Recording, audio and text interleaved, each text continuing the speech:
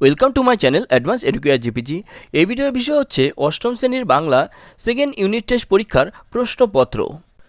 তোমাদের যাদের যাদের বাংলা সেকেন্ড ইউনিট টেস্ট পরীক্ষা এখনও হয়নি তাদের জন্য এই প্রশ্নটা খুবই গুরুত্বপূর্ণ।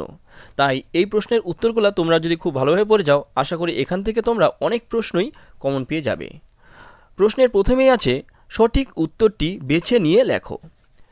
প্রথমে একের ক নম্বরে আছে তোমাকে সেই, এখানে অপশন দেওয়া আছে গভীর রাত থেকে, সকাল থেকে, সন্ধ্যা থেকে, তোমার মতো মনে পড়ছে।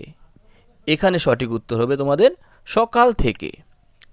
এরপর খ নম্বরে আছে রমেশের মতে মানুষ চেনা যায় শুধু, এখানে অপশন দেওয়া আছে রক্তের সম্পর্কে, ভালোবাসার সম্পর্কে, টাকার সম্পর্কে।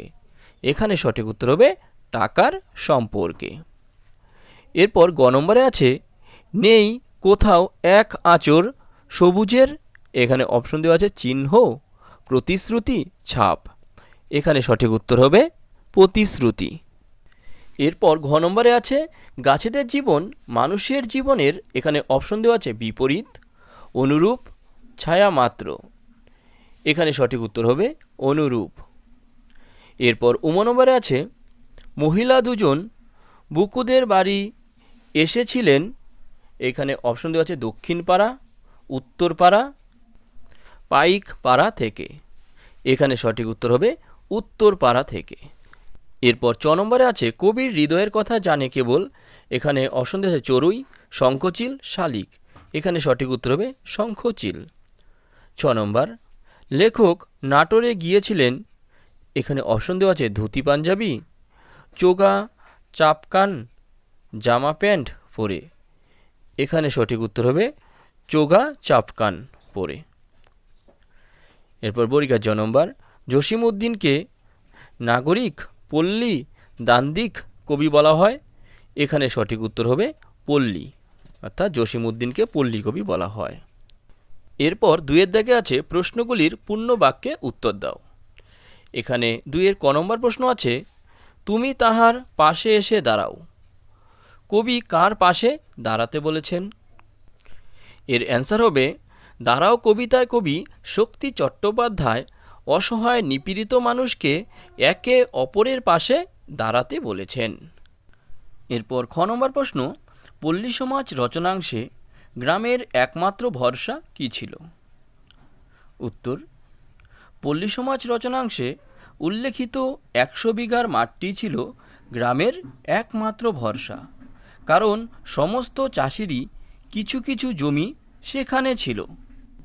এরপর গ নম্বর প্রশ্ন গড়াই নদীর তীরে কবিতায় মাচানের ওপরে কি আছে? উত্তর কবি জসিমউদ্দিনের গড়াই নদীর তীরে কবিতায় মাচানের উপরে শিমলতা আর লাউ কুমড়োর ঝাড় আছে। এরপর ঘ নম্বরে আছে বৃক্ষ শিশু কোথায় নিদ্রা যায়?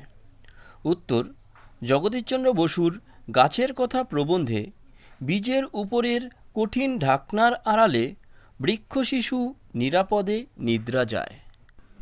এরপর উম নম্বর প্রশ্ন হচ্ছে নাটোরের মহারাজার নাম কি? উত্তর লেখক অবনীন্দ্রনাথ ঠাকুরের বর্ণনা অনুযায়ী তখনকার নাটোরের মহারাজার নাম ছিল জগনীন্দ্রনাথ রায়। এরপর তিনের দাগে আছে কয়েকটি বাক্যে নিচের প্রশ্নগুলির উত্তর দাও। এই প্রশ্নগুলোর উত্তর একটু বড় হবে, আর আশা করি এই উত্তরগুলো তোমরা অলরেডি করেছো, তাই তোমরা যেই নোটগুলো পড়েছো সেগুলো থেকে পড়লেই হয়ে যাবে, আর নতুন করে তাই এগুলোর অ্যান্সার তোমাদেরকে দিচ্ছি না। তাই প্রশ্নগুলো তোমরা শুধু এখান থেকে দেখে নাও যে কী কী প্রশ্ন এসেছিলো। এই প্রশ্নগুলো থেকে তোমাদেরও আশা করি কিছু না কিছু প্রশ্ন অবশ্যই আসবে, তাই এই প্রশ্নগুলো একটু দেখে নাও। আর তোমাদের যদি এই ধরনের বিভিন্ন নোট, সাজেশন ইত্যাদি শিক্ষামূলক ভিডিওর প্রয়োজন হয় তাহলে আমার এই চ্যানেলটিকে সাবস্ক্রাইব করে বেল আইকনটি অন করে রেখো। এছাড়াও তোমাদের যদি স্বাস্থ্য শারীরশিক্ষা বিষয়ের বিভিন্ন নোটের প্রয়োজন হয় বা টেক্সট বইয়ের প্রশ্নগুলোর উত্তর প্রয়োজন হয় সেগুলো আমার চ্যানেলে অলরেডি দেওয়া আছে, সেখান থেকেও সেই উত্তরগুলো তোমরা দেখে নিতে পারো। এছাড়াও তোমাদের যদি ইতিহাস সাজেশনের প্রয়োজন হয় সেই সাজেশনের ভিডিও আমার চ্যানেলে দেওয়া আছে, সেখান থেকে তোমরা দেখে নিতে পারো। তোমরা চাইলে এই প্রশ্নগুলোর উত্তর স্ক্রিনশট দিয়ে রাখতে পারো, সেই স্ক্রিনশট থেকেও তোমরা পরবর্তীতে এই উত্তরগুলো করে নিতে পারবে।